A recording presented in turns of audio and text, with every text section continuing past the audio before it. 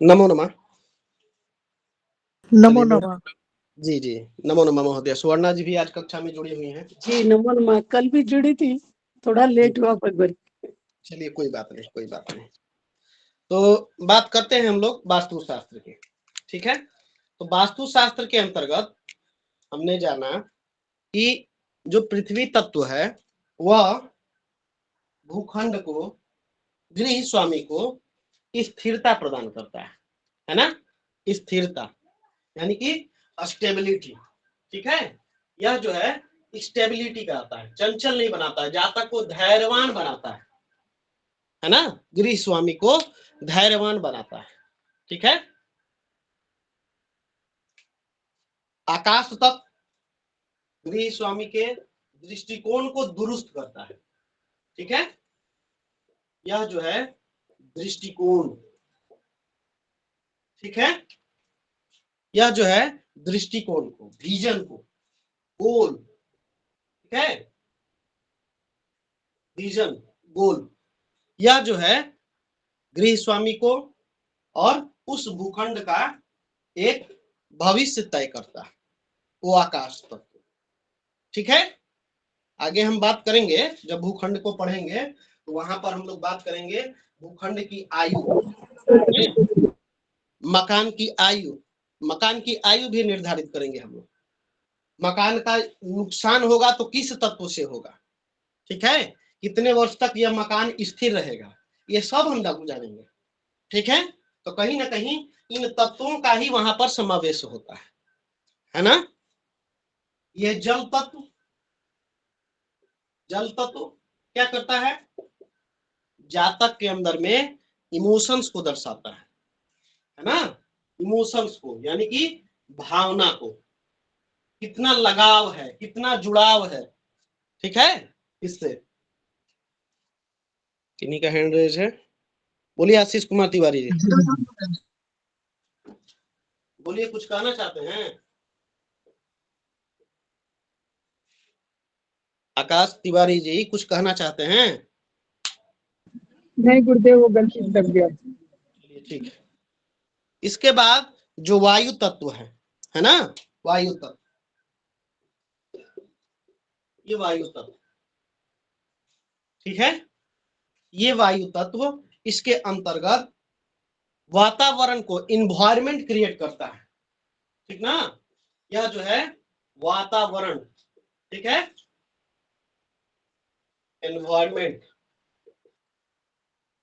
वहां पे एक माहौल तैयार करता है तो ना? खुशनुमा माहौल है, गमगीन माहौल होता है ना? बोलिए। जी गुरुदेव। जी जी गुरु जी। अग्नि तत्व, अग्नि तत्व यह जो है ऊर्जा को दर्शाता है। ये सभी कहीं ना कहीं ऊर्जा का केंद्र ही है सब, ये सब अपने आप में एक एक ऊर्जा है, लेकिन उस भूखंड के अंतर्गत गृह स्वामी को यह जो है ऊर्जावान बनाए रखता है, ठीक है? एनर्जी, ठीक है? अब इनमें से कोई भी अगर पीड़ित होगा, पृथ्वी तत्व अगर दूषित है, कमजोर है, क्या करेगा? जातक के अंदर स्टेबिलिटी नहीं रहेगी, ठीक ना? जातक के अंतर्गत एक कॉल आ रहा है भगवान, एक कॉल लेता हूं, उसके बाद फिर आपसे बात करता हूं।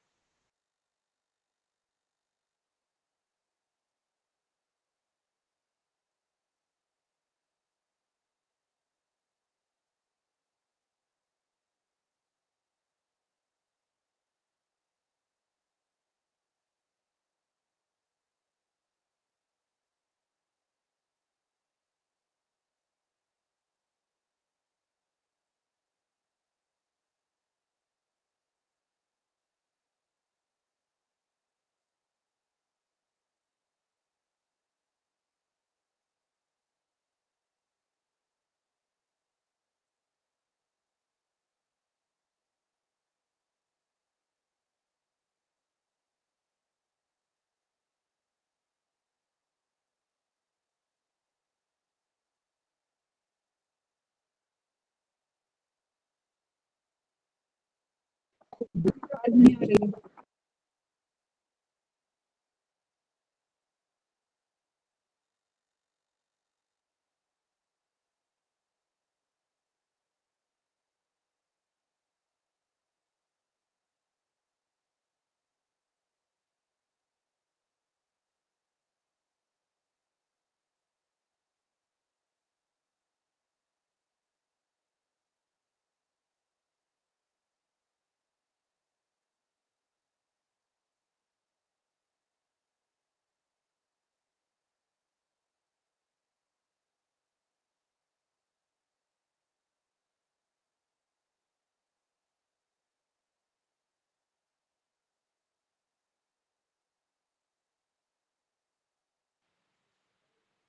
तो हम बात कर रहे थे, पृथ्वी तत्व यदि वहां पर अभाव होगा, कमजोर होगा, किसी प्रकार की वहां पर समस्या होगी भूखंड में, तो गृह स्वामी को ये क्या करेगा, स्थिरता प्रदान नहीं करेगा, चंचल बनाएगा। क्या करेगा, ठीक उसका उल्टा। ठीक है, स्टेबल कर रहा है तो उसको जो है सो चंचल करेगा। ठीक है, स्वभाव में, ठीक है, व्यवहार में, सभी प्रकार से उसको चंचल कर सकता है। आकाश तत्व का वहां पर पीड़ित होना भूखंड में क्या करेगा, उसका जो गृह स्वामी है, ठीक है, उसका गोल निर्धारित नहीं होगा, दृष्टिकोण जो है वहां पर सही नहीं होगा। ठीक है, नकारात्मक दृष्टिकोण, इन चीजों पर जो है हम वहां पर देखेंगे।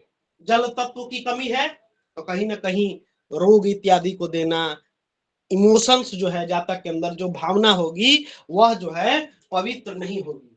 ठीक है, वह जो है कमजोर होगा। ठीक है, अपने एक्सप्रेशंस को बढ़िया से एक्सप्रेस नहीं करेगा। ठीक है, भावनात्मक रूप से जो है अगर बहुत ज्यादा अधिक जो है सो वहां पर जल तत्व का समावेश होगा तो क्या होगा, जातक को रोगी बनाएगा, डिप्रेस्ड करेगा, है ना। बोलिए। जी गुरुदेव। उसके बाद में बात करते हैं वायु तत्व की।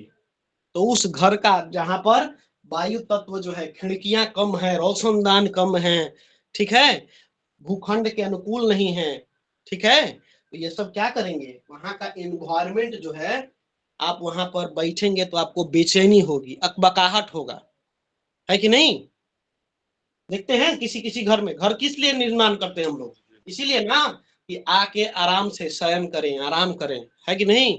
बाहरी पहले दिन ही हम बताए थे, तो क्या बताए थे, घर कैसा होता है, घर वैसा होता है जहां आने पर हमको अनुकूलता मिले। ठीक है, अगर हमको गर्मी लग रही है तो वो शीतलता प्रदान करे, ठंडी लग रही है तो उसमें उष्मा हो, है कि नहीं, कंफर्टेबल हो हम, सफोकेशन नहीं होना चाहिए। ठीक है, बेचैनी नहीं हो, उद्विग्नता नहीं होनी चाहिए। तो ये सारी चीजें हम वायु तत्व को देखेंगे। ठीक है, तत्पश्चात अग्नि तत्व। ठीक है, अग्नि तत्व है तो समझ ही लीजिए, अधिक होगा तो ऊर्जावान, मतलब क्या होगा, तोड़फोड़ वाली स्थिति आ जाएगी कि नहीं। बहुत ज्यादा अग्नि रहेगी तो क्या करेगी, जला के राख कर देगी। तो वहां के जो गृह स्वामी होंगे, जो परिवार के सदस्य होंगे, ठीक है, उनमें नकारात्मक ऊर्जा का प्रवेश हो जाएगा। मतलब अब यह गिलास है, इसके अंदर में यदि पूरा जल से भरा हुआ है, अब इसके बाद में फिर भरिएगा तो वो गिरवे ना करेगा, तो नकारात्मक प्रवाह जा रहा है कि नहीं, बोलिए। जी भगवान। जी गुरुदेव। यही नकारात्मक, हाँ, तो इसी तरह से सभी ऊर्जाओं का जो है नकारात्मक प्रवाह होता है। ठीक है, तो जो सृष्टि की हमारी संरचना हो गई है, ठीक है, जो सृष्टि की संरचना हमारे सृष्टिकर्ता, पालनहार, इन सब ने जो निर्धारित किया, उसको इन सभी चीजों का बड़ा ही बैलेंस लेके चले। ठीक ना, मतलब बहुत अत्यधिक नहीं होना चाहिए, न्यूनता नहीं होनी चाहिए, मतलब सब कुछ फिट फाट हो तो चलेगा, है ना।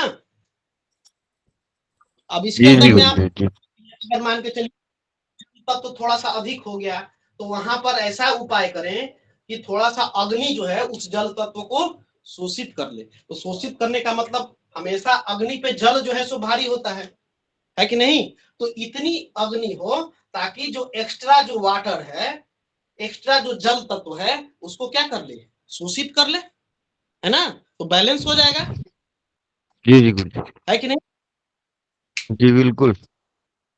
इसी प्रकार से हमको वास्तु में जो उपचार पढ़ेंगे हम लोग, रेमेडी जो पढ़ेंगे, वो क्या करेंगे, इन्हीं सब चीजों से, इन्हीं तत्वों से ही संबंधित वहां पर उपाय किए जाते हैं।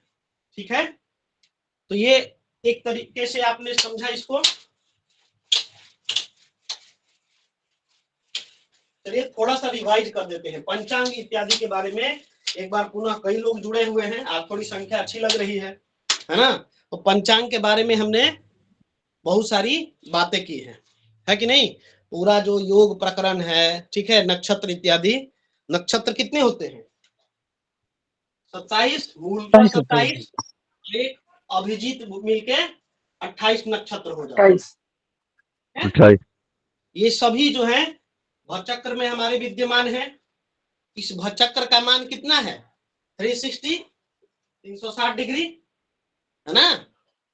जी जी गुरुदेव। 360 डिग्री को जब हम विभाजित करेंगे अपने 27 नक्षत्रों से, ठीक है, तो यह जो है एक नक्षत्र का मान कितना देता है,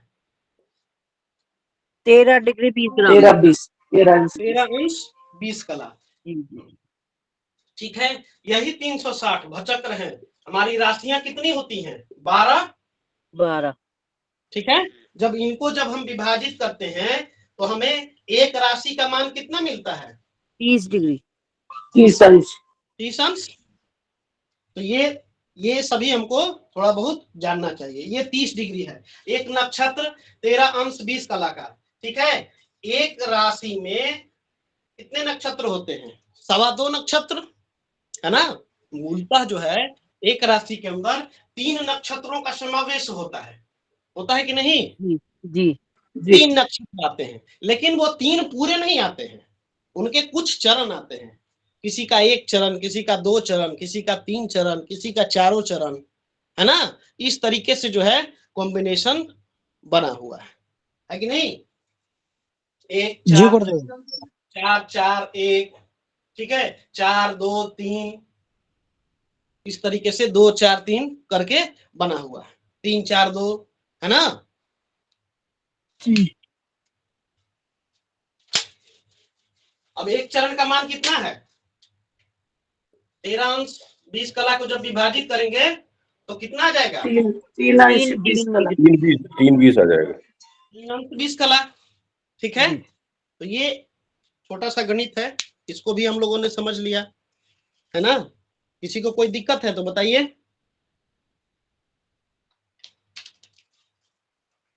कोई समस्या है। गुरुदेव इसको याद करने का कोई अच्छा तरीका, शॉर्टकट बताइए ना, जिससे याद हो जाए। कौन सा, किसी को ये जो चरण है उसको याद करने के लिए, हर राशि को जो 9 चरण है वो। राशि को तो चरण बताए ना, उस दिन बताए थे भचक्र के अंतर्गत। नहीं, तरीका, तरीका बताइए गुरुदेव। पंचांग देखिए, ठीक है, और कुछ तो याद करना ही पड़ेगा। अगर कुछ यदि आप लोग जानते हैं तो हमको बताएं, यदि आप लोगों के नॉलेज में है यदि कुछ तो। ठीक है, राशियां आप जानते ही हैं, मेष वृष मिथुन कर्क सिंह कन्या तुला वृश्चिक धनु मकर कुंभ और मीन, है ना। हाँ ये तो ठीक है गुरुदेव, इसके मेष चरण याद नहीं होता, ये दिक्कत है। चरण तो याद होगा, मेष के अंदर में वही कॉम्बिनेशन यहाँ से याद करिए, 4 4 1, है ना, 3 4 2, वृष के अंदर में आएंगे। ठीक है, ये कॉम्बिनेशन एक तरीके से आप देख सकते हैं। और तो मेरे अभी फिलहाल में नहीं आ रहा है कुछ, है ना। बाकी ये सब कुछ हम लोग जान गए, पंचांग एक तरीके से हमारा कंप्लीट है, मेष से लेके यहाँ पर। जी श्वेता मिश्रा जी बोलिए। जी एक जो नहीं आता है अश्विनी भरणी पद निशेष करके दोहा, वो वाला करने से तो पूरा याद हो जाएगा। हाँ तो वो हमको अभी याद नहीं आ रहा है, अगर किन्हीं को याद है तो आप लोग डाल दीजिएगा ग्रुप में, ठीक है। जी डाल दीजिए। हाँ ये अश्विनी भरणी कृतिका ये सब, हाँ बोलिए अनुज जी। नमो नमः। नमो नमः। गुरुजी आपने शायद कल बताया था कि वास्तु की उत्पत्ति कैसे अच्छा हुई, वो अच्छा मैं जानना कथा, चाह रहा हूँ थोड़ा सा। जी चलिए गुरुजी। तो शॉर्ट में मैं बता देता हूँ, ठीक है। जी गुरुजी जी। कई सारी कथाएं हैं, मान्यताएं कई हैं, ठीक है, लेकिन मूल जो है, जो बीच के प्रसंग आते हैं उसमें यही है, ठीक है। जब ब्रह्मा ने सृष्टि का निर्माण किया, ठीक ना, ब्रह्मा जी ने जब सृष्टि का निर्माण किया, ठीक है, जी ये हमारे ब्रह्मा जी हैं, योग मुद्रा में अपना धारण किए हुए, ठीक है। तो इन्होंने सृष्टि की रचना की। सृष्टि की रचना करने के पश्चात इनका वास्तु पुरुष का भी इन्होंने रचना किया, ठीक है। वास्तु पुरुष की रचना जब की उन्होंने, ठीक है, तो देवता इत्यादि ये थोड़ा सा चंचल स्वभाव के थे, ठीक ना। वास्तु पुरुष जो हैं वो थोड़ा, इनके अंदर में चंचलता थी, स्थिरता नहीं थी, ठीक है। इनको स्थिर करने के लिए, ठीक है, अब यहाँ से मूलभूत कथा जो है सो शुरू होती है। देखिए दो कथाएं यहाँ पे प्रचलित हैं। एक तो कथा आती है कि जब शंकर जी सती के वियोग में, ठीक है, शंकर जी जब सती के वियोग में जा रहे थे, ठीक है, सती के जब अंग को विष्णु जी ने 51 भागों में विभाजित किया, ठीक है, तो शंकर जी जिस प्रकार से चल रहे थे उनके अंश से ही, ठीक है, वास्तु पुरुष का वहां पे जन्म हुआ, ठीक है। और वह वास्तु पुरुष जो है चारों तरफ हाहाकार मचाने लगा, ठीक है। देवताओं ने आग्रह किया शंकर जी से, ठीक है, कि भाई इस प्रकार से जो है इसका समाधान हो, ठीक है। तो उस समय जो है सो बताया गया कि इसको उलट दीजिए और सभी देवता इसको इनके ऊपर वास करिए, ठीक है। सभी देवताओं ने उसको लिटा दिया और लिटाने के पश्चात जो है उनका जो है वहीं पर अस्थायित्व प्राप्त हुआ। एक तो ये कथा है, ठीक है। दूसरी कथा जो आती है वह आती है सृष्टि के आदिकर्ता जो ब्रह्मा जी थे, उन्होंने ही वास्तु पुरुष की भी रचना की थी, ठीक है। उन्होंने ही वास्तु पुरुष की ही रचना की थी। रचना के पश्चात जो है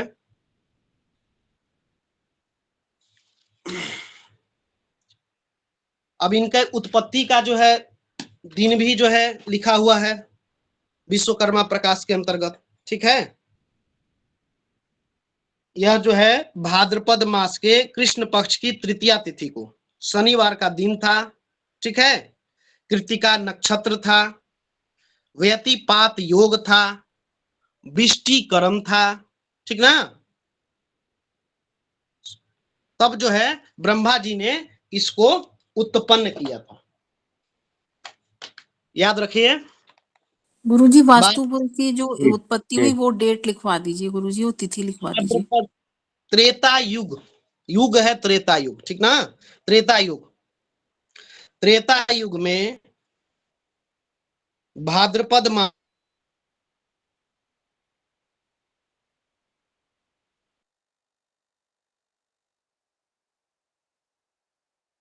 ये आवाज चली गई, लेकिन आवाज नहीं आ रही थी। शनि कृतिका नक्षत्र गुरुजी आपकी आवाज नहीं आई, दोबारा बोलना पड़ेगा आपको।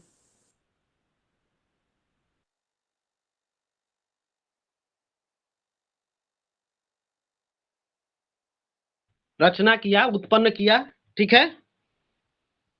आवाज नहीं इनका आई जो बगन, कट गई थी। दोबारा बोलिए, त्रेतायुग से दोबारा बताएं बगन। त्रेता युग, ठीक है, भाद्रपद मास,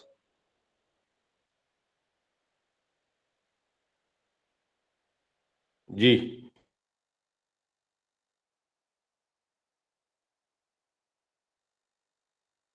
कृष्ण पक्ष, त्रेता युग भाद्रपद मास कृष्ण पक्ष तृतीया तिथि, पात योग, व्यतिपात योग, विष्टिकरण, विष्टिकरण,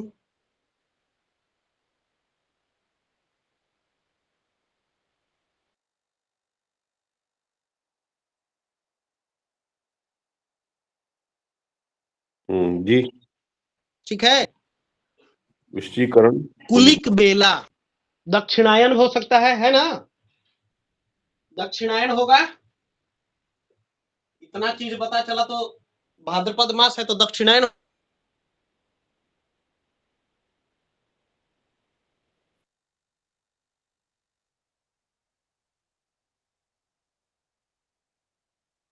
होगा ना? बोलिए।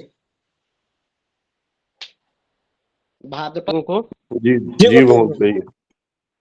तो दक्षिणायन होगा ना भाद्रपद मास में, कृष्ण पक्ष में।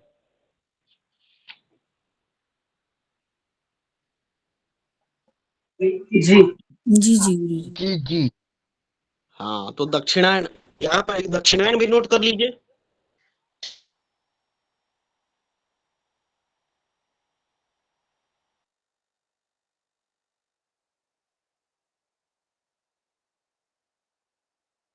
ठीक है। तो ठीक है, क्या कारण है? ठीक है, बताइए। इससे पहले जो है देवता लोग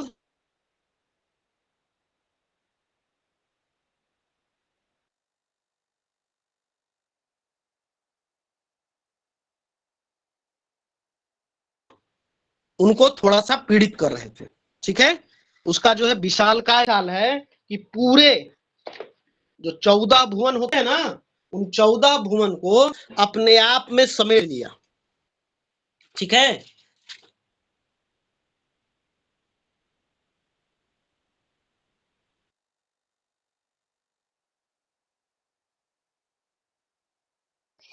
गुरु जी आवाज नहीं 14 आ रही। भुवन को अपने आप में समेट लिया। ठीक है। चरित होकर ब्रह्मा जी के पास में जाते हैं और ब्रह्मा जी से प्रार्थना करते हैं। ठीक है। ब्रह्मा जी से कहते हैं कि हे भगवान,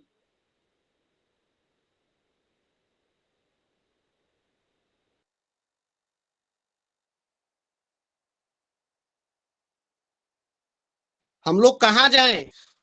ठीक है, आपने इस विशालकाय प्राणी हैं, इसके प्रभाव में आ गए हैं, कुछ उपाय बताइए। जी मूलचंद जी बोलिए,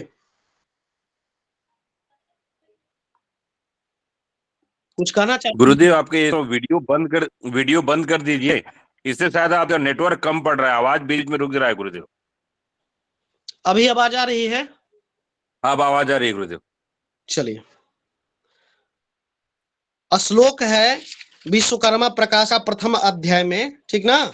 और यह जो है 5, 6, 7 से लेके 14वां 17वां, ठीक है, 17 श्लोक में वास्तु पुरुष का विवरण मिलता है।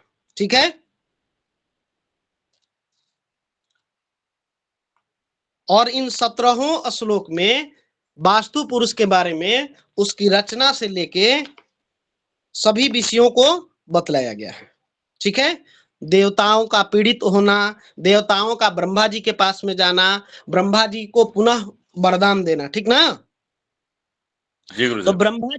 ब्रह्मा जी कहते हैं कि हे देवता, आप लोग भयभीत नहीं होइए। ठीक ना? इस महाबली को आप सभी लोग बलपूर्वक अधोमुख कर दीजिए, यानी कि उल्टा लेटा दीजिए। ठीक है, उल्टा लेटा दीजिए। इसीलिए वास्तु पुरुष की जब हम देखते हैं, यहां देखे, कल मैंने दिखाया था ना वास्तु पुरुष को अधोमुख। देखिए,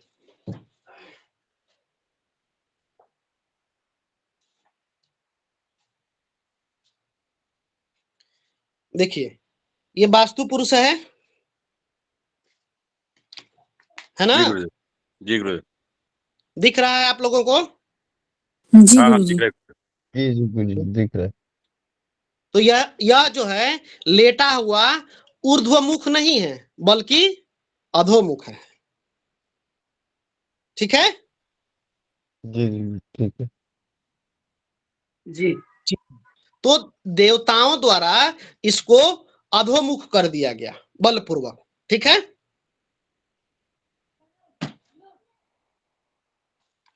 तो बलपूर्वक जी। जब इनको लेटा दिया गया, ठीक है, और उसके पश्चात सभी देवता, ठीक है, उसको जबरदस्ती लिटा दिए या कहिए पटक दिए धरती पर उल्टा, ठीक ना, औंधे मुंह गिरा दिए, ठीक है, जी जी और ठीक। सभी वास्तु पुरुष के ऊपर में सभी बलपूर्वक बैठ गए। अन्य अन्य जितने भी उनके उसके स्थान है, इन सभी पर सभी देवता बैठ गए, ठीक है। जी गुरुदेव। तब वास्तु पुरुष ने ब्रह्मा जी से कहा कि आपने पूरे सृष्टि को रचा, मुझको भी रचा, ठीक है, तो फिर ये सभी देवता हमको प्रताड़ित क्यों कर रहे हैं, ठीक है, ये सभी देवता मुझे मिलके क्यों प्रताड़ित कर रहे हैं, क्यों पीड़ित कर रहे हैं, ठीक है। तब ब्रह्मा जी इसको कहते हैं, वरदान देते हुए कहते हैं कि आप वास करिए, ठीक है, और वास करते हुए कब कब, देखिए वास करने के साथ ही कहां कहां पर वास्तु पुरुष की पूजा होती है, बहुत ही महत्व की चीज है, ठीक है। जानिए, ग्राम का निर्माण के समय नगरों की रचना होती है ना, नगर सिटी मैनेजमेंट होता है ना, सिटी प्लानिंग इत्यादि आजकल, जी जी गुरु। जी गुरुदेव। यहाँ पर भी वास्तु पुरुष का जो है पूजन करना चाहिए, ठीक है। नगर के निर्माण में, नया ग्राम बसाने के लिए, ठीक है, किला बनाते समय, ठीक है, व्यापारिक नगर, व्यापारिक नगर बसाने के लिए, ठीक है, किसी प्रकार के भवन निर्माण के लिए, चाहे वह आवास के लिए हो, व्यापार के लिए हो, किसी प्रकार का हो, ठीक है, जलाशय निर्माण के समय, ठीक है, मंदिर निर्माण के समय, ठीक है, पानी जी इत्यादि की आजकल टंकी लगती है, उस समय, नल के समय, नल लगाते समय, जितने भी जल से संबंधित योजनाएं हैं, ठीक है, निर्माण से जहां पे भी कंस्ट्रक्शन का काम होता है, कुछ नया निर्माण होता है वहां पे, ठीक है, उद्यान बगीचा लगाते हैं ना, गार्डन नया बनाते हैं उस समय, ठीक है, ये सब समय पूजा करनी चाहिए, ठीक है। और जो पूजा नहीं करते हैं, वहां के लोग, वहां का जो भी मुखिया कहिए, ठीक है, रहने वाले लोग होते हैं, वे सभी जो है निर्धन हो जाते हैं, ठीक है, कई प्रकार की विघ्न बाधाएं आती हैं, ठीक है। इन समय में पूजा करना चाहिए, विशेषतः कह रहे हैं ब्रह्मा जी, इसके पश्चात विशेषतः कह रहे हैं कि गृह प्रवेश में, गृहारंभ में, देवालय आरंभ में, देवालय निर्माण के समय, गृह के मुख्य द्वार के निर्माण के समय, जब मुख्य द्वार हमारा बनता है, ठीक है, मेन गेट, ठीक है, उस समय तीनों प्रकार के गृह प्रवेश, ठीक है, नूतन गृह प्रवेश, जीर्णादि गृह प्रवेश, यानी कि नया मकान बन रहा हो, पुराने मकान को आप रिनोवेट करा रहे हो, रिकंस्ट्रक्ट करा रहे हो, ठीक है, यात्रा इत्यादि के समय, वधू आगमन के समय, ठीक है, जिसको शादी विवाह कहते हैं हम लोग, प्रति वर्ष, हर वर्ष यज्ञादि कर्म में, पुत्र जन्म के समय, यज्ञोपवीत में, विवाह में, किसी प्रकार के महोत्सव में, ठीक है, किसी प्रकार के जीर्णोद्धार में, ठीक है, शल्यन्यास जिसको कहते हैं, टूटे फूटे इत्यादि को जोड़ने के लिए वास्तु शांति अवश्य की जाती है, विशेष रूप से वास्तु, इन समय विशेष रूप से वास्तु शांति करना चाहिए, वास्तु पुरुष की पूजा करनी चाहिए। घर पर यदि आकाशीय बिजली गिर जाए, ठीक है, घर टूट फूट जाए, किसी प्रकार का दूषित हो जाए, किसी प्रकार से दूषित हो जाए, सर्प वहां पे अधिक वास करने लगे, चांडाल जिसको गो घातक कहते हैं, ठीक है, गो घातक, गो मांस भक्षी, ठीक है, सनातन धर्म को विपरीत करने वाले, ठीक ना, घर प्रवेश यदि कर जाते हैं, उल्लू यदि रहने लगे, 7 दिन तक लगातार कौवा यदि वहां पर बस जाए, ठीक है, घर में रात्रि में अगर पालतू पशु, ठीक है, गो आदि यदि चिल्लाते हो, शब्द करते हो, ठीक ना, चिल्लाती हो, गाय यदि चिल्लाती हो, सियार इत्यादि का जो है आपके घर के आसपास में आवाज सुनाई दे रात्रि में, ठीक है, बिल्ली इत्यादि किसी प्रकार का कोई आवाज करती हो अगर सुन लें, ठीक है, हाथी या घोड़े पहले रखते थे ना लोग, हाथी घोड़ा इत्यादि, जी जी गुरु तो ये सब यदि रात्रि में जागरण करने लगे, चिल्लाने लगे, तब भी हमको वास्तु शांति करानी चाहिए। घर में यदि स्त्रियां नित्य कलह करती हों, ठीक ना, घर में यदि स्त्रियां नित्य कलह करती हों, घर में यदि कबूतर रहते हों, ठीक है, मधुमक्खी इत्यादि का छत्ता लग जाए, ठीक है, और अन्य प्रकार से घर पर बार बार यदि विपत्तियां आ रही हैं, ठीक ना, तो इस प्रकार से यदि आप पीड़ित हो रहे हो, बाधा आ रही हो, तो हमको वास्तु शांति अवश्य करानी चाहिए। अब इसका श्लोक है, ठीक है, मैं भेज दूंगा, कुछ इसके श्लोक में पढ़ देता हूं।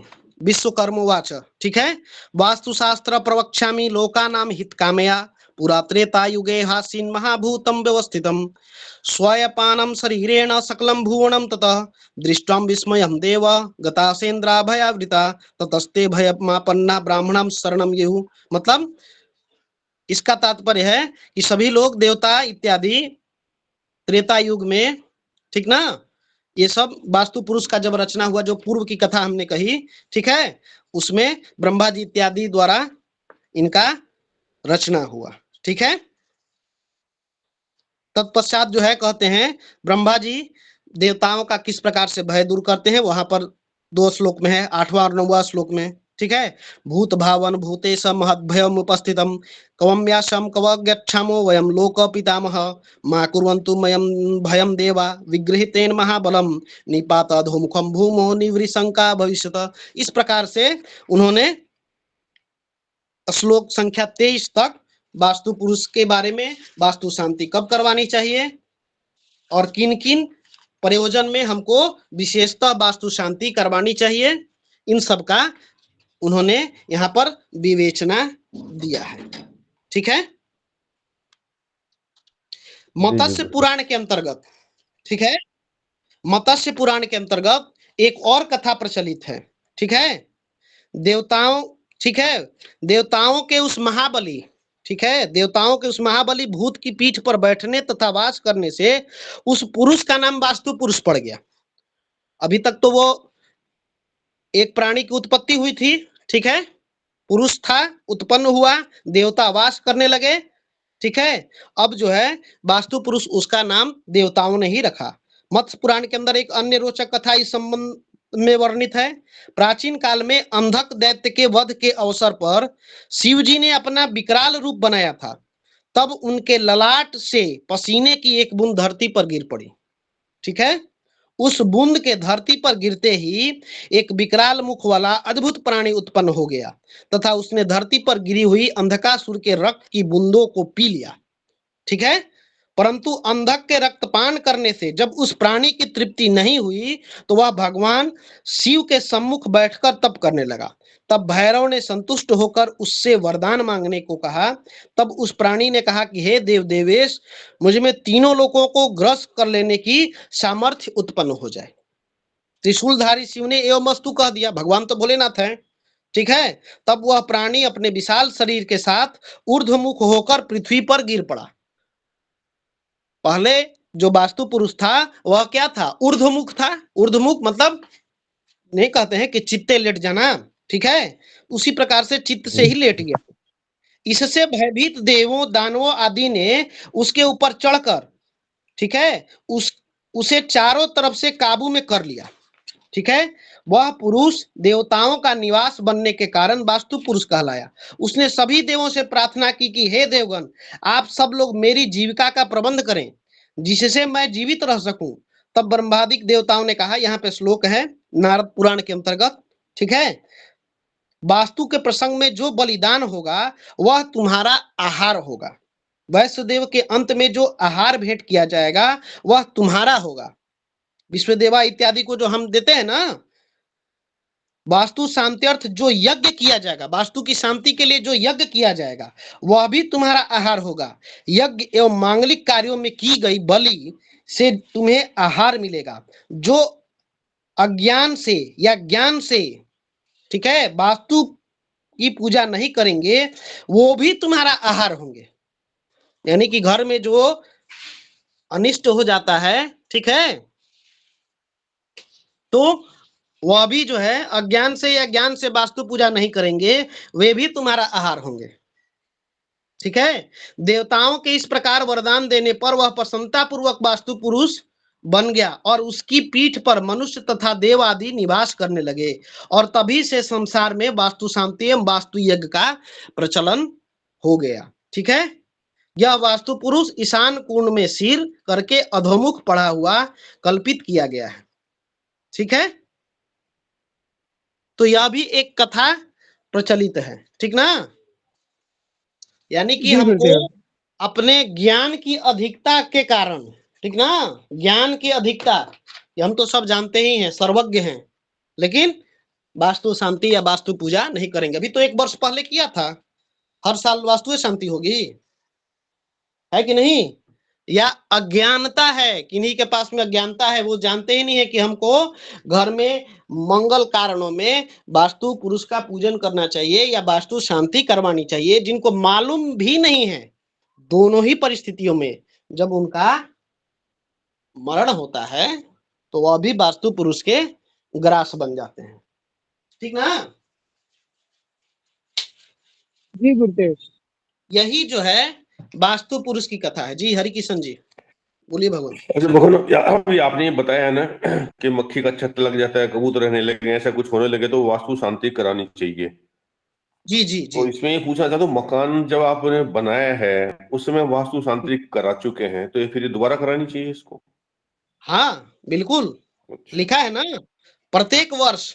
अभी तो हमने कहा प्रत्येक वर्ष प्रत्येक वर्ष घर करानी में चाहिए। स्त्रियों के कलह होने लगे, ठीक है, व्याधि आती है, रोग ठीक नहीं होते हैं, ठीक है, तो कहीं ना कहीं बोलते हैं ना, जिस स्थान पर रहेंगे उसका प्रभाव होता है। तो हम जी, अपने वास्तु पुरुष को वहां पर भोजन देंगे। वो भोजन कब से मिलेगा? जब हम उनकी पूजा करेंगे, उनके लिए बलि निमित्त जो भी होता है उसको करेंगे, इसके पश्चात आहुति देंगे, है ना? ऐसा वो अग्नि, भी होता है धीरे धीरे जो वास्तु आपने किया है वो थोड़ा खराब भी होने लगता होगा, बीच में आपने कुछ गलत करा दिया और हाँ एक बार हाँ बिल्कुल। एक बार वास्तु पूरा आपने चेक करा लिया, हम्म, अब साल 2 साल में आपने कोई नया कंस्ट्रक्ट कर दिया, कोई नई चीज सामान ला के रख दिया तो वास्तु खराब हो गया, फिर प्रॉब्लम हो जाता होगा आपका। क्या केंद्र न है, हमने क्या कहा अभी आपको शुरू में ही 5 तत्वों के बारे में बताया ना। जी जी जी हाँ। इन पांचों तत्वों में इसी प्रकार का इम्बैलेंस होना और इसको ठीक करने के लिए रेमेडियल उपचार के रूप में किया गया कोई भी कार्य, उससे भी वास्तु, उसको भी करते समय हमको वास्तु शांति अवश्य करना चाहिए। ठीक है जी, 1 मिनट, एक एक करके प्रश्न लेते हैं। आशीष कुमार तिवारी जी, गुरु जी, आशीष कुमार जी तिवारी जी, गुरुदेव। जी बोलिए। आशीष कुमार तिवारी जी बोलिए। हाँ गुरु जी, बीच में किसी ने बोला तो मैं रुक गया। नहीं नहीं, बोलिए बोलिए गुरु बोलिए। जी, गुरु जी, वास्तु पूजन कराने में आपने गुरु जी बलि का जिक्र किया, तो बलि के रूप में क्या देना चाहिए जिससे वास्तु देव प्रसन्न रहे? कुछ लोग हाँ, तो बहुत से अवशब्द देते हैं ना गुरुदेव संक्षिप्त में, सनातन में। हाँ संक्षिप्त में जो है हम लोगों के जी यहाँ, ठीक है, दधी और माख सोचते हैं ना, दधी और माख, दधी यानी कि दही और माख मतलब होता है उड़द। ठीक है, इसका जो है बलि का प्रथा है। ठीक है, पहला, ठीक है, जब यज्ञ इत्यादि हो, हवनात्मक हो तब।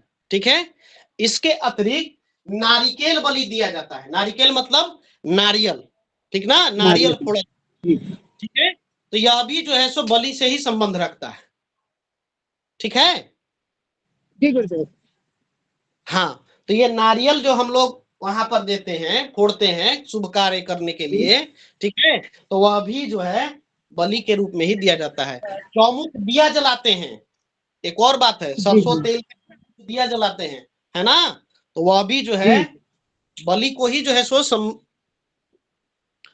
क्या करता है, संबोधित करता है, ठीक है, बलि को ही जो है सो दिखलाता है वहां पे। तो ये सब चीजें हैं। बाकी जब हम गृह प्रवेश का प्रकरण पढ़ाएंगे, गृहारंभ का प्रकरण पढ़ाएंगे, तो उस समय आपको बात बताएंगे, ठीक है। ठीक है गुरुदेव। चलिए, अब हैं हमारे अनुज शास्त्री जी, बोलिए भगवान। गुरुजी, जो आपने कहा था अधोमुख करने के लिए, वो क्या कारण हुआ? अधोमुख सब लोगों ने अपने बल से किए, देवताओं ने। हाँ, तो वो पीड़ित हो गया था, वो चित्त से ऐसे इस प्रकार से मुख करके वह था, ठीक है, और अपने जी। 14 भुवन को यह लपेटे हुए था, ठीक है, अपने आप में सबको अपने आवेश में लेते चला रहा था। तो इसको जो है देवताओं ने बलपूर्वक करके अधोमुख कर दिया, ठीक है, जी जी जी जी जी जी। ताकि मत अपने इस यह जो है आतंक न फैलाए, ठीक है, आवेश में ना ले। अब आपको सामने दिख रहा है, अगर आपको वह दिखना बंद हो जाएगा तो उससे जो है कनेक्शन टूट न जाएगा। मतलब उसने बोलिए। देवताओं को परेशान करना शुरू कर दिया। परेशान कर दिया था, देवताओं को उसने परेशान करना शुरू कर दिया था। तो वही ना कहता है कि आपने पूरी सृष्टि की रचना की ब्रह्मा जी से, और हमको भी जी रचा, फिर जो जी। है ये देवता है तो क्यों पीड़ित कर रहे हैं, ठीक है। पुरानी कथा तो भी जो है, अंधक का जो है सो रक्त उसने पी लिया, ठीक है, और जी शिव जी के पसीने से वह निर्मित हुआ, है ना, तो उसके जी अंदर जी में नेगेटिव एनर्जी का फ्लो हो गया, है ना, जी जी जी जी। तो उसके अंदर में तो नकारात्मकता आ गई। जी, तो भगवान मतलब ब्रह्मा जी ने भी उत्पत्ति की है और शिव से भी हुआ है उत्पन्न, ऐसा सबको घटना आ रहा है इसमें जो है। भगवान भगवान ये कथा है, प्रचलित है, ठीक है। जी वास्तु पुरुष का जो है मेन मोटिव वही है कि जब भी किसी प्रकार का गृह शांति इत्यादि होगा, अब उसकी कई लोगों ने अनेक चीज से लिखा ना, अभी लिखते हैं क्या, पर ब्रह्म परमात्मा परमेश्वर सभी जानते हैं, ठीक है, जी कहीं जी पर देवी प्रधान हो जाती हैं, कहीं पर विष्णु प्रधान हो जाते हैं, कभी आदिकर्ता सृष्टि जो है सो निर्माता ब्रह्मा जी प्रधान हो जाते हैं, कहीं शिव प्रधान हो जाते हैं, है ना। तो जी उसी जी प्रकार के लोगों ने अपने विवेक के अनुसार अन्य अन्य जो है सो मत दिए हैं, ठीक है, ये मत जी है, लेकिन जी। उनका मोटिव जो है एक ही है, ठीक है। ब्रह्मा जी से उत्पन्न हुए हैं। हाँ, ब्रह्मा जी को मानिए या आप शिव को मानिए, जी कारण ठीक ठीक। उसने नहीं किया, देवताओं को पीड़ित किया। जी जी ठीक ठीक ठीक।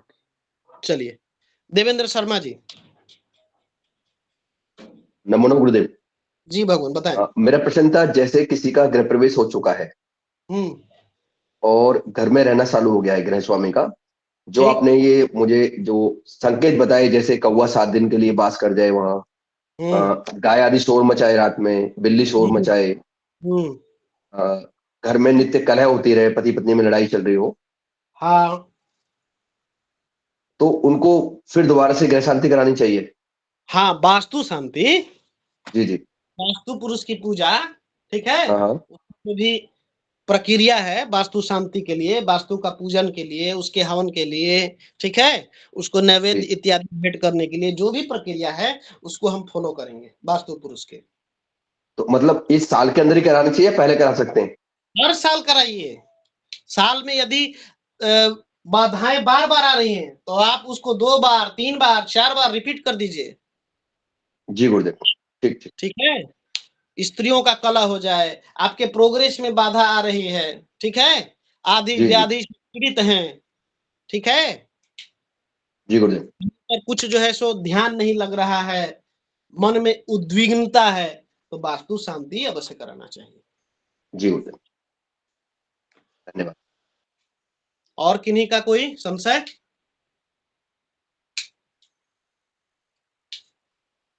जी हरिकिशन जी बताएं भगवान। अच्छा भगवान, ये वास्तु का जो विषय है, ये किसी पुराने वेद वगैरह में किसी में आया है या कहीं और से किसी में? मेन से इनका मेन असल में नारद पुराण में। अच्छा, नारद पुराण में है, ऐसे वेद जैसा ऐसा कहीं नहीं है ना उसका? हाँ, ये जो है नारद पुराण में जो है, नारदीय पुराण में 252 अध्याय 17वां से लेके 19वां श्लोक तक लिखा गया है, ठीक है। जी जी जी। हाँ, देखिए, वास्तु पुरुष का जो है ब्रह्मा जी ने इस प्रकार से वर्णन किया, जो कथा थी उसको भी हमने बताया, ठीक है। लेकिन वास्तु पुरुष से पहले कुछ ऋषि थे हमारे, 18 ऋषि वास्तु शास्त्रियों का जिक्र है, ठीक है। 18 जी 18 कौन कौन है? एक श्लोक है, भृगु अत्रि वशिष्ठश्च विश्वकर्मा मयस्तथा नारदो नग्नि चैव विशालाक्ष पुरंदर ब्रह्मा कुमारो नंदीश सौनको गर्ग एव च वासुदेवो अनिरुद्धश्च तथा शुक्र बृहस्पति अष्टादशैत विख्याता वास्तु शास्त्रोपदेशक। ठीक है। इसका मतलब है कि 18 वास्तु शास्त्रियों का हमको पुराणों में जिक्र मिलता है। मत्स्य पुराण के 252 अध्याय 2 से 4 श्लोक में इसका वर्णन है। ठीक है। कौन कौन है? तो क्रम से लिखा गया है कि भृगु, महर्षि भृगु थे, वह भी वास्तु शास्त्री थे। अत्रि, लिख लीजिए, नोट कर लीजिए आप लोग, भृगु, अत्रि, वशिष्ठ, त्रेता युग में हमारे वशिष्ठ जी, विश्वकर्मा जी, मय राक्षस था, दानव जी, बद्री प्रसाद जी। जी गुरुजी, मैं ये पूछ रहा था, मैंने तो पहली बार जो इसके बारे में सुना आपके मुख से, बहुत बहुत धन्यवाद। जी, जी। मैं ये पूछ रहा था कि इसकी सबसे अच्छी से अच्छी पुस्तक कौन सी है जो हम थोड़ा विस्तार से अध्ययन कर सके? देखिए, इसमें कई प्रकार की कहानियां लिखी हुई हैं आपकी। विश्वकर्मा प्रकाश, ठीक है, वास्तु रत्नाकर, ये कौन से छापे की है? कौन से छापे खाने की, कौन से पुस्तक भंडार की? अच्छा, प्रकाशक कौन है? चौखंबा का, चौखंबा। तो आप ऐसा करना नहीं, इसको डाल देना, माने एक पेज जहाँ से आप मंगवा सके। ठीक है, ठीक है, ठीक है। चलिए नोट कर लीजिए, जो वास्तु शास्त्र के प्रवर्तक हैं, भृगु ऋषि, क्रम से 18 ऋषि हैं।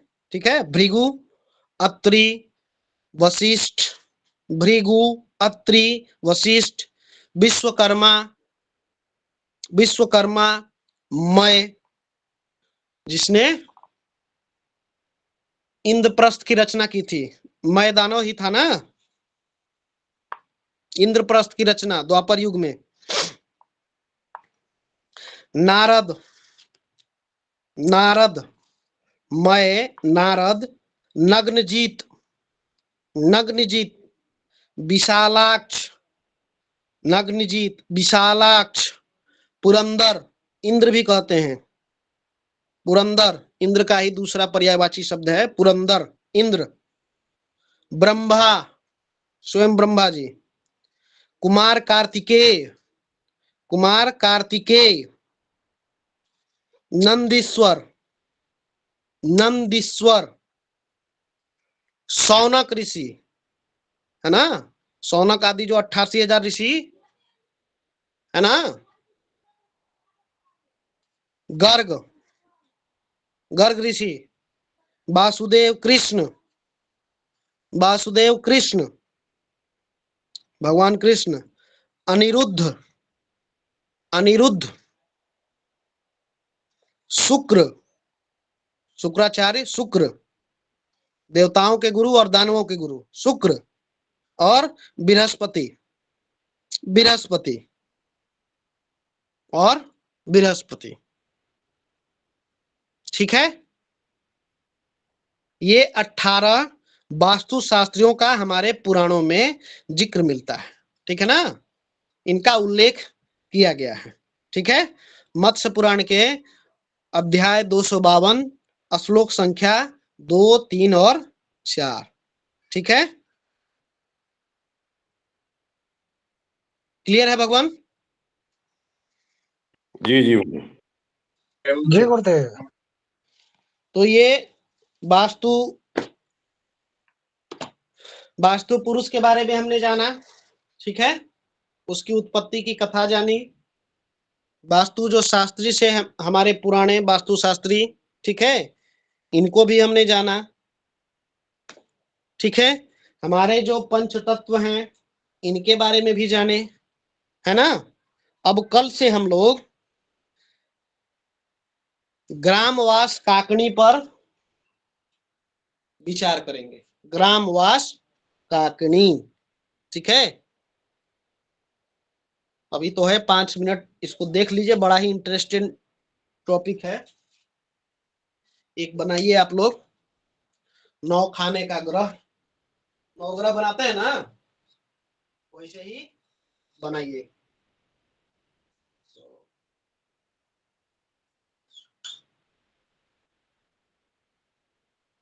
ठीक है।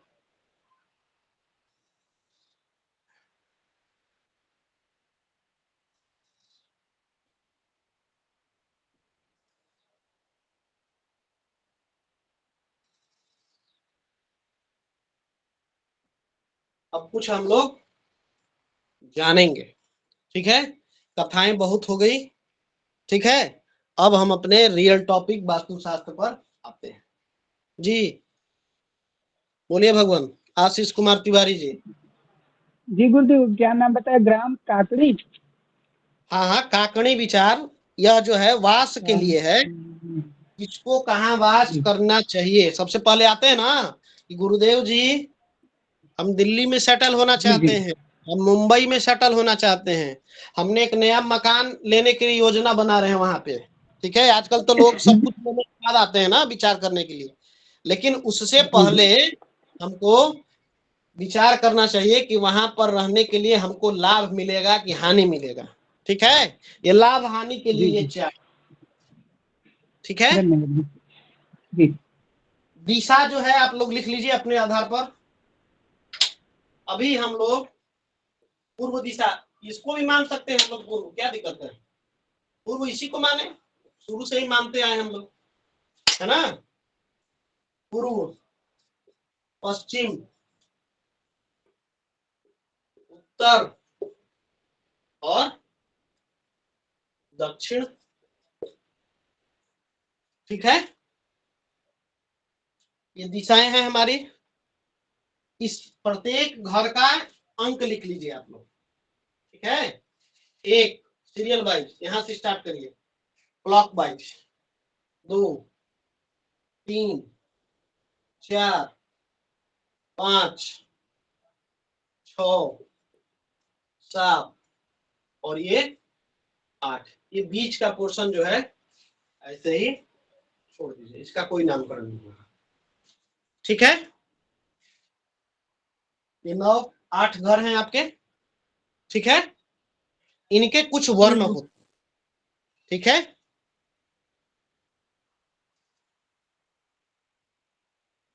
औ,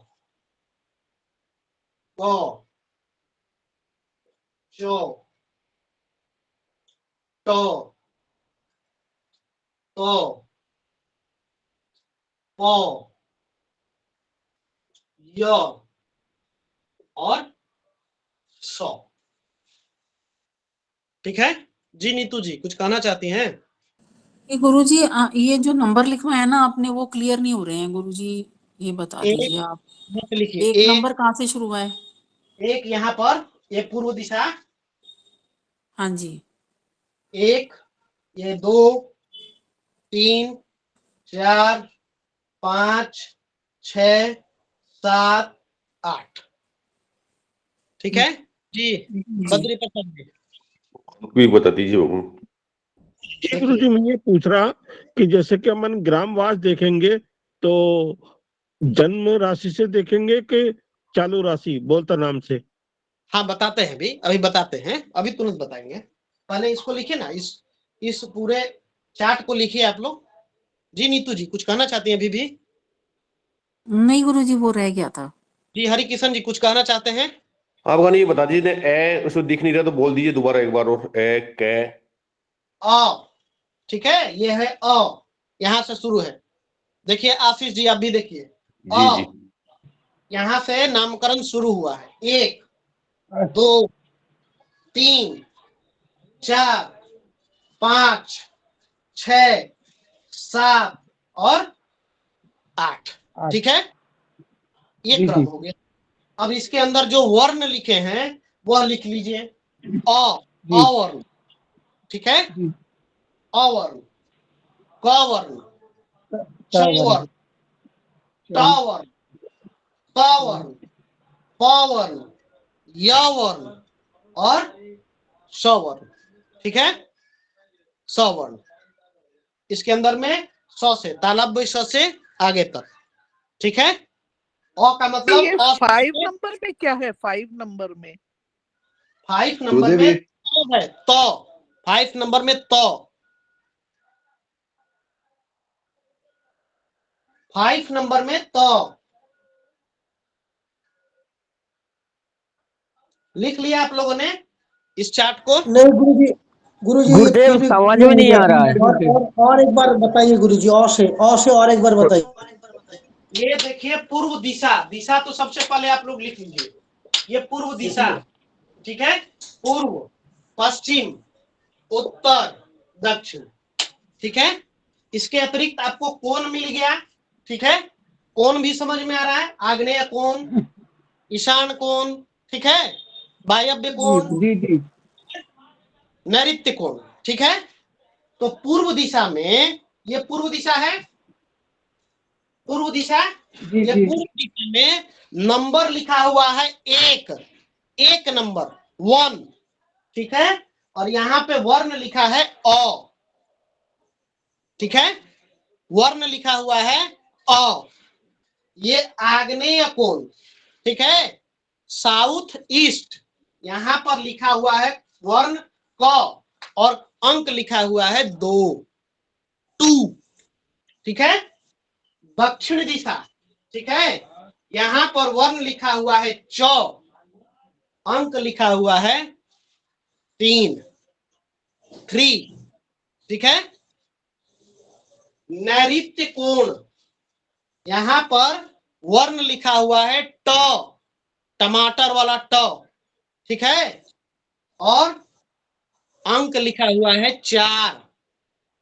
ये पश्चिम दिशा, यहां पर है तरबूज वाला त।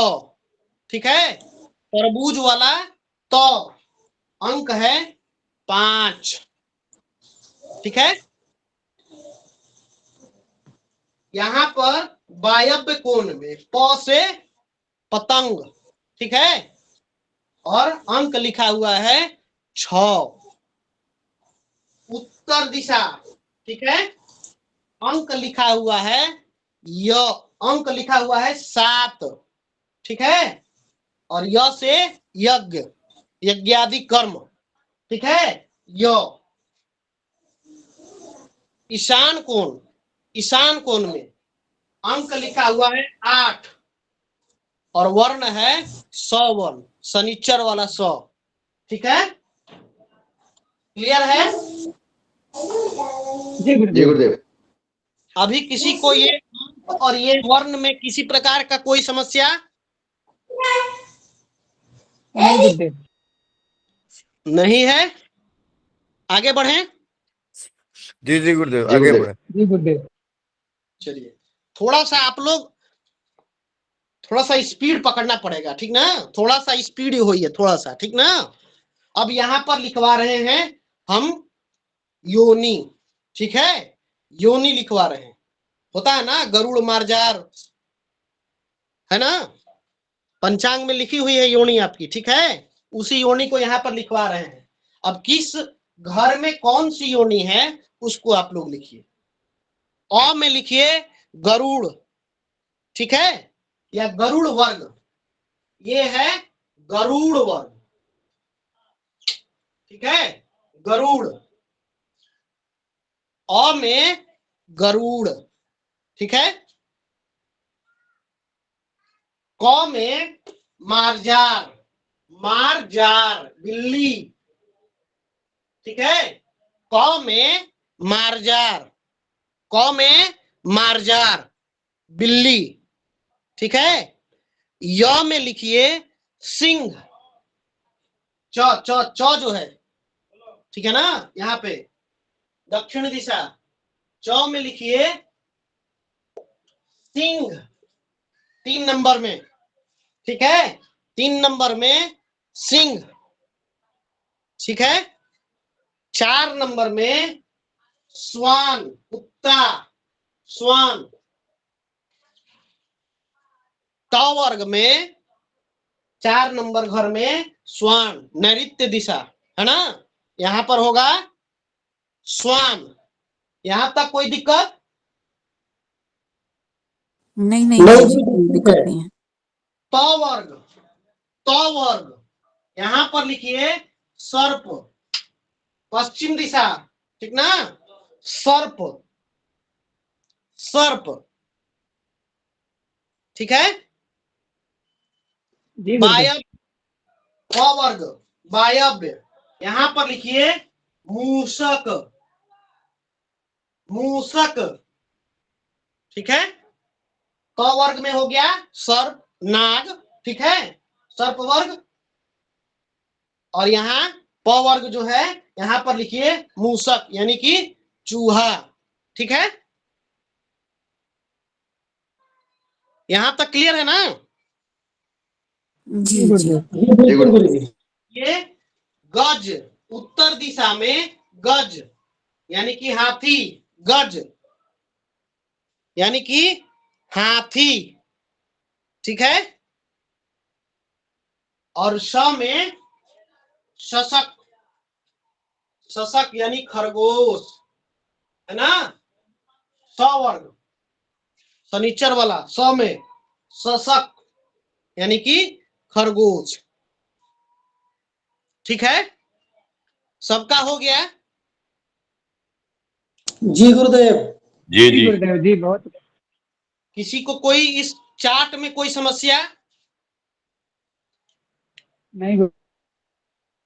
ठीक है, चार्ट में कोई समस्या। अब यहां पर एक चीज देखिए, कुछ दिख रहा है, आपने चार्ट बनाया तो कुछ अजीब सा दिख रहा है, बहुत ही महत्वपूर्ण चीज है ना। देखिए पहले अ वर्ग यानी कि गरुड़ वर्ग से ही हम बात करते हैं, गरुड़ वर्ग। तो यहां पर देखिए इसके ठीक 5वें वर्ग में क्या लिखा हुआ है? सर्प यानी कि नाग, है ना। इन दोनों का आपस में संबंध क्या है? दुश्मन है, शत्रुता है। विरोधा। है ना? तो सभी वर्गों के लिए आप इस प्रकार से देखेंगे तो सबके लिए 5वां जो वर्ण है, 5वां जो वर्ग है वह क्या दिखलाता है? इनके शत्रुता को, ठीक है, इनके शत्रुता को दिखलाता है कि नहीं? बोलिए। जी जी गुरुदेव। जी गुरुदेव। गरुड़ का सर्प से शत्रुवत व्यवहार है ना। मार्जार का मूषक से, चूहा का बिल्ली से, ठीक है, शत्रुता है। सिंह का गज से शत्रुता है। श्वान का शशक से शत्रुता है। कुत्ते का खरगोश से, है ना। सर्प का फिर देख लीजिए, ठीक वहीं से, ये एक दूसरे के शत्रु हैं। सर्प गरुड़, नाग गरुड़ को अपना शत्रु मानता है, चूहा बिल्ली को अपना शत्रु मानता है, हाथी सिंह को अपना शत्रु मानता है, और खरगोश कुत्ते को अपना शत्रु मानता है कि नहीं? जी गुरुदेव। तो इतना याद रखिए कि अ वर्ग का कोई व्यक्ति है, ठीक है, अ वर्ग का कोई व्यक्ति है, यदि सर्प वर्ग, अ वर्ग का मतलब अ से लेके अह तक जितने भी शहर के नाम हैं, ठीक ना, अमरोहा, ठीक है, आजमगढ़, इटावा, ठीक है, उत्तर प्रदेश, ठीक है, ये सब जितने भी नाम हैं, आंध्र प्रदेश, ठीक ना, ये सब क्या है? अ वर्ग के अंतर्गत आएंगे। उसी प्रकार से क से लेके ज्ञ तक का जितने भी नाम हैं वो क वर्ग के अंदर, च से लेके इसी प्रकार से, य वर्ण में य से लेके कहां तक? य र ल व यहीं तक आएगा, ठीक है। इसके पश्चात स वर्ग में घुस जाएगा, तालाब स, मूर्धनी स, ह, अक्ष, त्र, ज्ञ सब इसी के अंदर आएगा, ठीक है ना? ये क्लियर है ना? वर्ग क्लियर है? जी जी जी गुरुदेव। तो किसी भी साधक और साध्य की बात करेंगे, ठीक ना? साधक होता है हमारा गृह स्वामी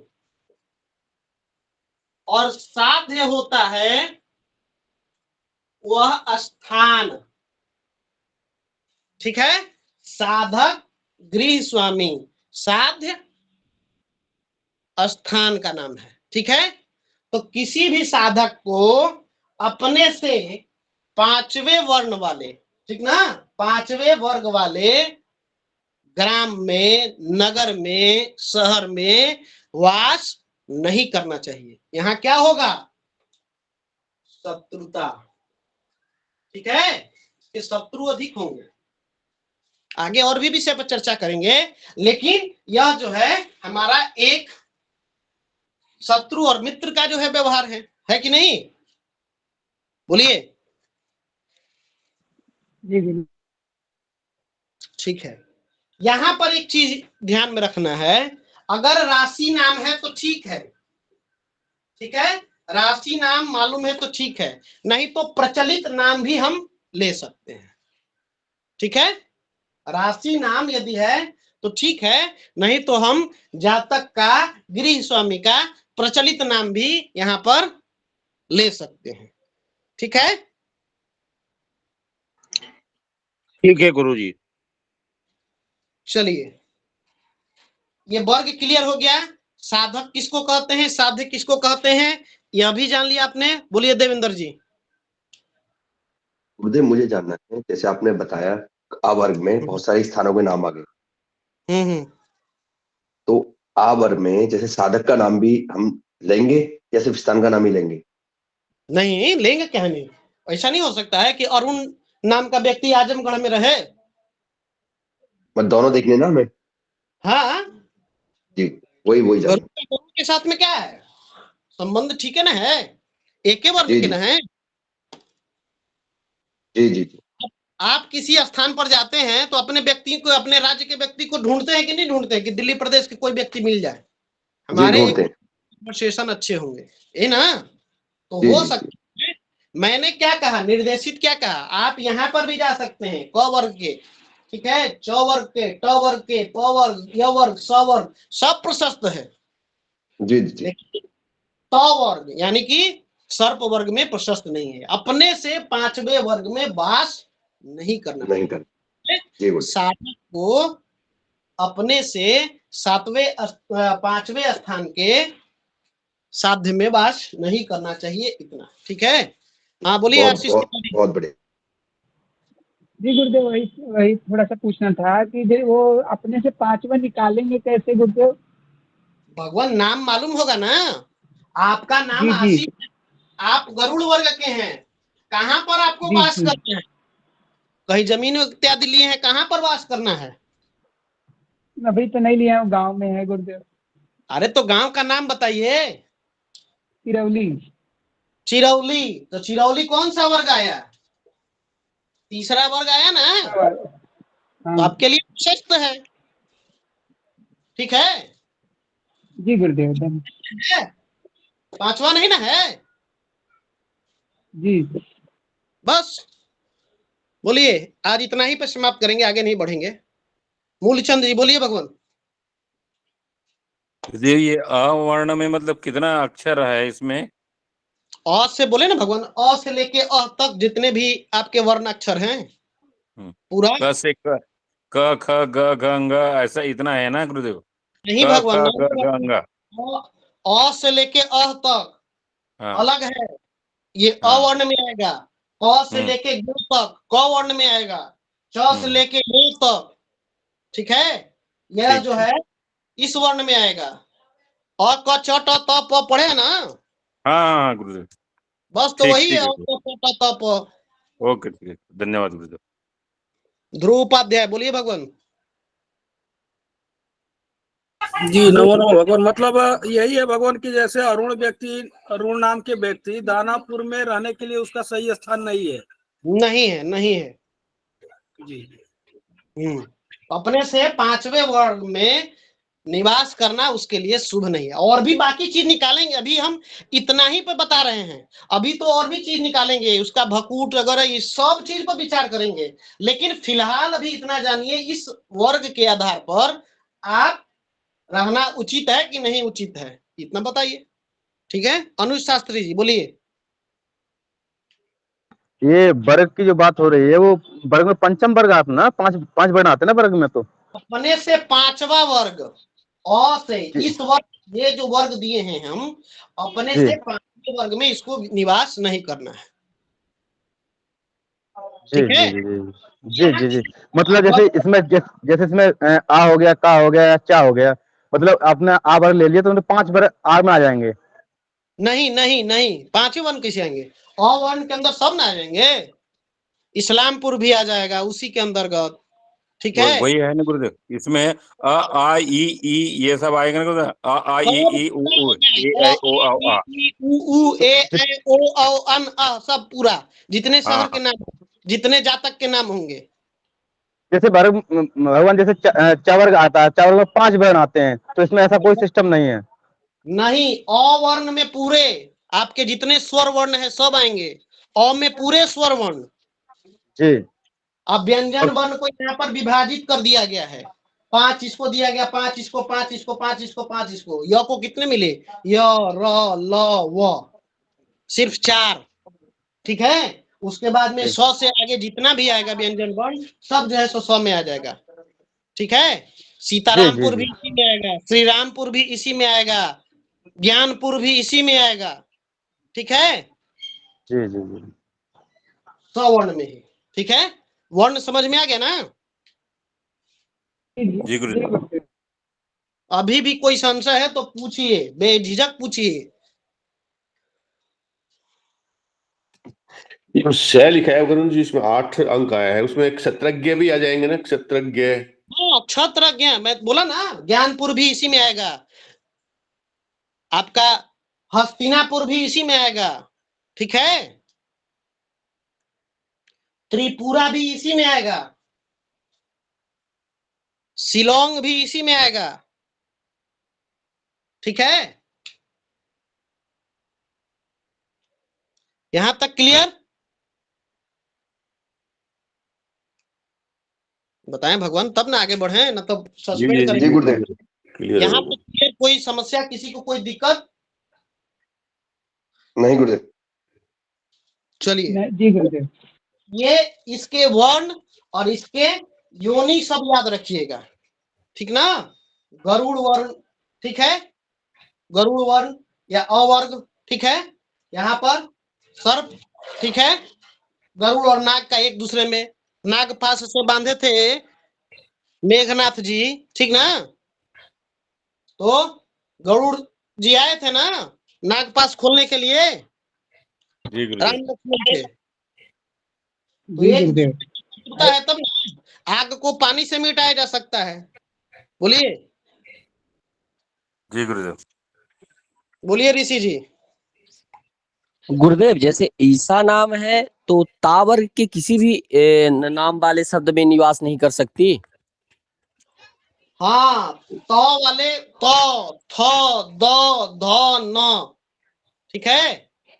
जी गुरुदेव।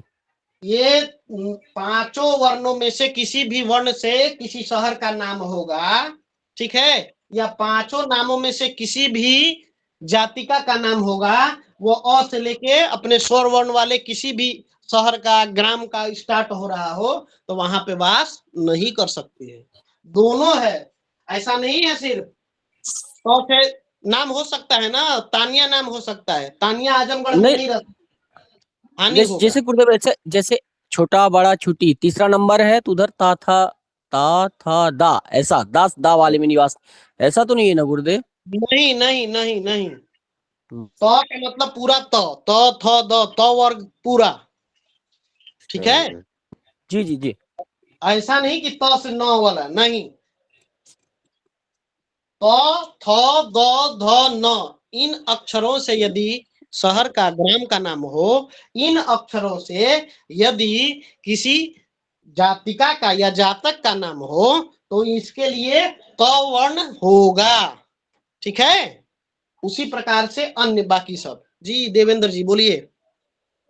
गुरुदेव, जैसे हम देख पा रहे हैं कि आ वर्ग जो है पूर्व दिशा में है और ता वर्ग जो पश्चिम दिशा में है, तो इसका मतलब ये होगा आ वर्ग के शहरों के नाम से या इनके जातकों के नाम से पश्चिम दिशा में कोई भी कार्य करना निषेध है। नहीं, दिशा से यहाँ पर नहीं होगा, क्योंकि आगे जब हम बताएंगे तो और भी हमारे चार्ट आपको मिलेंगे। ठीक है, तो सबका अलग अलग दिशा वहां पर चेंज हो जाएगा। अभी यदि हम कह दें कि पूर्व वाले को पश्चिम में वास नहीं करना चाहिए, दक्षिण वाले को उत्तर में वास नहीं करना चाहिए, तो ऐसा नहीं है। ये नाम अक्षरों के आधार पर सिर्फ निर्धारित हो रहे हैं। ठीक है, जी गुरुदेव, ठीक है। अभी के हिसाब से आप कह दीजिए। ठीक है, कि तुम पूर्व के हो, पश्चिम में मत रहो, अभी के हिसाब से कर दीजिए। ठीक है, अभी आगे हम देखेंगे, लाभ हानि का भी निर्णय करेंगे। यहाँ तो शत्रुता होगी, यह हम देख रहे हैं। ठीक है, मूलचंद जी माइक म्यूट करिए। हाँ, तो ये अभी के हिसाब से कह सकते हैं, आगे इसमें विविधता हो सकती है। ठीक है, जी गुरुदेव, लाभ हानि का निर्णय करेंगे। जी सुमंगल जी, साक्षी जी, नमो नमः। जी आपको गुरुजी, बता नमो दें नमः। कि साक्षी नमो जी नमः। भी वास्तु शास्त्र की बहुत बड़ी मर्मज्ञ हैं। ठीक है, नहीं गुरुजी, आपके सामने तो नहीं हूँ, बाकी थोड़ा बहुत आता है। बिल्कुल बिल्कुल, बोलिए। जी गुरुजी, ये अगर पति पत्नी के केस में फिर कैसे करेंगे? एक के नाम के साथ एंटी होता हो, एक के नाम के साथ जाता हो। हाँ, हाँ, यहाँ पर जो है सो मित्रता जो है सो देख सकते हैं, शत्रुता नहीं इसके नहीं, आधार। जैसे एक पति पत्नी ने शिफ्ट करना है किसी शहर में, तो कैसे करेंगे फिर? हाँ, तो फिर देखिए, पति के नाम से देखिए, अगर आप अच्छा, पति पति के नाम से प्रॉपर्टी ले रही हैं, ठीक है, तो पति के नाम से अगर वहां पे शत्रुता आ रही है, तो आप अपने नाम से यहाँ पर ले सकते हैं। अच्छा, ऐसे कर लेंगे, ठीक है। हाँ, आप नाम फिर वहां पर उनको एक गुरुजी प्रॉपर्टी की बात तो होती नहीं है, जैसे कोई कंपनी ज्वाइन करनी है दूसरे शहर में जाके, फिर एक पत्नी के नाम से तो सूट कर रहा है और पति के नाम से बाई चांस नहीं कर रहा, फिर उस केस में कैसे करेंगे ना? तो उस केस में बाकी अभी अन्य चीजें भी हैं, है ना। अभी तो ये इनिशियल स्टार्ट हुआ है हमारा, यहाँ से हम अभी स्टार्ट ही किए हैं। अभी यहाँ पर हम लोग लाभ हानि का निर्णय करेंगे, ठीक ना। तो लाभ हानि का निर्णय करेंगे तो आप इसमें भी देख सकती हैं कि मेरा अगर किसी के साथ पार्टनरशिप हो रहा है या कहीं जगह पे शिफ्ट हो रहे हैं, तो उस स्थान पे हमको लाभ कितना होगा, हानि कितनी होगी, इसको भी हम जानेंगे। अभी अभी तो ये इनिशियल स्टार्ट ही किए हैं। ठीक है गुरुजी, ठीक। कल की कक्षा में इसको बताएंगे। बोलिए वंदना जी। नमो नमः गुरुजी। यहाँ पर जहाँ पर जैसे सुमंगलन जी ने एक प्रश्न किया था कि पति जी, जी। पत्नी में से हम किसको प्राथमिकता देंगे, तो यहाँ पे तो स्वामित्व, जिसका स्वामित्व होगा उसी को ही प्राथमिकता मिलेगी। हाँ, देख सकते हैं। तो पहला हम पति के हिसाब से देखें, पति के हिसाब से हमको वहां पे शत्रुता प्राप्त हो रही है, तो पत्नी को देख लें। ठीक है, उसके पश्चात जो है सो हम आगे फिर बताएंगे। और भी पिंड जब निर्माण होता है तो पता चलता है कि जो पैसा खर्च कर रहा है उसके नाम से वहां पर मुहूर्त ही नहीं मिल रहा है। ठीक है, उसके नाम से पिंडे नहीं मिल रहा है। ठीक है, कई बार ऐसा होता है कि हम पैसा खर्चा कर रहे हैं लेकिन पता चल रहा है कि हमारे नाम से वहां पर नहीं बन रहा है, तो हम पत्नी का नाम, बच्चों का नाम, ठीक है, अपने दादाजी के नाम से या किसी और अन्य लोगों के आधार पर हम वहां से गृह स्वामी, गृह प्रवेश, ठीक है, गृहारंभ, ये सब स्टार्ट करते हैं। कई बार ऐसा होता है, आप देखेंगे। अभी जब पिंड का प्रकरण चलेगा तो आप देखिएगा। जी गुरुजी, स्पष्ट होता है इसमें, जैसे किसी के नाम का मुहूर्त नहीं निकलते हैं तो हम हमारे परिवार के दूसरे सदस्य के नाम से मुहूर्त निकलवा के कार्य प्रारंभ करते हैं। बिल्कुल देखते हैं। तो यह हो गया, हम अपने वास के लिए इस आधार पर स्थानों का चयन करें। ठीक है, अपने नाम के आधार पर, अपने शहर के नाम के आधार पर कौन सा नाम का हम चयन करें। यहाँ पर इसको मैं कल, हमारे पास शायद ब्लैक बोर्ड नहीं रहेगा तो लेक्चर ही होगा, इसलिए आपको मैं बता दे रहा हूं। इस पर थोड़ा सा आप लोग मेहनत करके इस वर्ग को याद कर लीजिए, ठीक है। इनिशियल अभी 2-3 दिन की कक्षा के लिए आप इसको याद करके रखें, ठीक है। अपने पास में एक चार्ट बना के और सामने में रख लें, ठीक ना। जी जी गुरुजी। तो पढ़ाने में हमको भी आसानी होगी और आप लोग को भी सुगमता होगी। बोलिए आशीष कुमार तिवारी जी। आशीष कुमार तिवारी जी। जी गुरुदेव, सिंह का गज से भी शत्रुता रहेगी? हाँ, सिंह का गज से है ना, 5वां है कि नहीं? जी सिंह। गुरुदेव। और यहाँ गज 5वां हो जा रहा है कि नहीं? जी गुरुदेव। 3 है ना, 1 2 3 4 5 सिंह का गज से जी है। गुरुदेव। से जी गुरुदेव। उल्टा भी है, गज का भी सिंह से शत्रुता ही रहेगा। यही देखिएगा, ऐसा नहीं कि सिर्फ यही नाम चलेगा ना। ये साधक साध्य किसी का नाम हो सकता है अ से, शहर का भी नाम हो सकता है अ से, और आपका जो गृह स्वामी है उसका भी नाम हो सकता है, ठीक है। जी गुरुदेव जी। चलिए, तो कक्षा हम आज यहीं पर समाप्त करते हैं। गुरुजी जी मैं थोड़ा बाहर था, मैं खाली क्लास को सुन पाया, लिख नहीं पाया। कोई चार्ट ये पुस्तक में दिया है क्या? पुस्तक में तो नहीं मिला है भगवान, श्लोक इत्यादि के माध्यम से ही बताया गया है। मैं ये चार्ट लिखवाया हूं, आप जो है सो इसको नोट कर लें, ठीक है। किसी भी दोस्त के साथ मिलके आप नोट कर लीजिए, ठीक है। जी जी जी मिलता है, क्योंकि मैं भी अभी पुस्तक का पूरा अध्ययन नहीं किया हूँ, ठीक है। अगर कहीं मिलेगा तो मैं बताऊंगा। जी महेश जी बताइए। गुरुजी इसको एक फोटो खींच के आप ग्रुप में डाल देंगे तो बहुत बढ़िया रहेगा गुरुजी। मेरे पे लिखाव नहीं आया था ऐसा ही। हमसे तो अच्छा जो है सो आप लोगों का लेखन है। डालिए, कोई भी एक व्यक्ति डाल दीजिए, थोड़ा परोपकार। गुरुजी मैं बना के डाल दूंगी, मैंने बना रखा है ये सारा। जी जी जी बहुत बड़ा से बना लीजिए, रंगों का उपयोग कर लीजिए, ठीक है। लाल पीला हरा ऐसे रंगों का जो है सो चार्ट डाल के दीजिए। कई सारे चार्ट आएंगे, आप सभी एक दूसरे का सहयोग करिए, सहयोग करके हम लोग पढ़ेंगे, आनंद आएगा, ठीक है। इस चार्ट में कोई दिक्कत नहीं ना? नहीं नहीं गुरुजी बिल्कुल नहीं कोई दिक्कत है ना नीतू जी? जी बिल्कुल क्लियर गुरुजी, समझ में आ गया, बहुत अच्छे थे।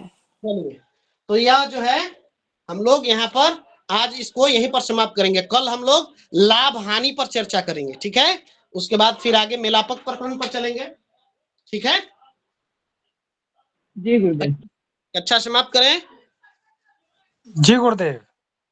चलिए, ओम पूर्णमिदं पूर्णात् पूर्णमुदच्यते पूर्णस्य पूर्णमादाय पूर्णमेवावशिष्यते। ओम शांति शांति शांति। सर्वेभ्यो नमो नमः। सभी को यथायोग अभिवादन, सभी को शुभ रात्रि।